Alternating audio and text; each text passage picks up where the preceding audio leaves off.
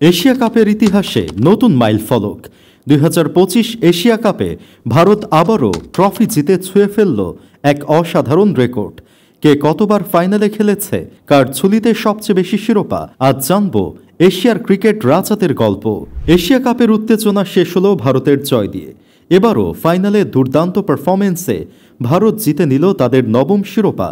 এর ফলে ফাইনালে ভারতের উপস্থিতি দাঁড়ালো ১৩ বার, যা টুর্নামেন্টের ইতিহাসে দ্বিতীয় সর্বোচ্চ।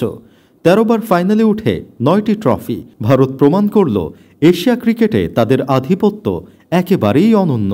ফাইনাল উপস্থিতির দিক থেকে শীর্ষে আছে শ্রীলঙ্কা। তারা ফাইনালে খেলেছে ভারতের সমান ১৩ বার, তবে শিরোপা জিতেছে ৬ বার, রানার্স আপ হয়েছে ৭ বার।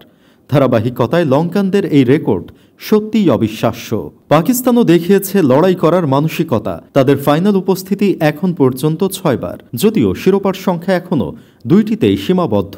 এবারও ফাইনালে পৌঁছানো প্রমাণ করে তারা এখনও শীর্ষ প্রতিদ্বন্দ্বীদের একজন।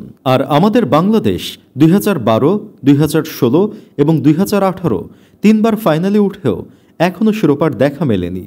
তবুও তরুণ ক্রিকেটারদের ধারাবাহিক উন্নতি টাইগারদের ভবিষ্যৎ নিয়ে নতুন স্বপ্ন দেখাচ্ছে। এশিয়া কাপের এই পরিসংখ্যান শুধু জয়ের গল্প নয়, এগুলো প্রতিটি দেশের ক্রিকেট কাঠামো, পরিকল্পনা আর মানসিক শক্তির প্রতিফলন।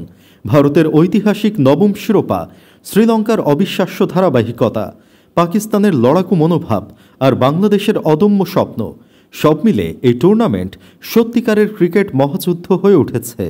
ক্রিকেটের সব খবর পেতে চাইলে এখনই সাবস্ক্রাইব করুন আর বেল আইকন চাপতে ভুলবেন না।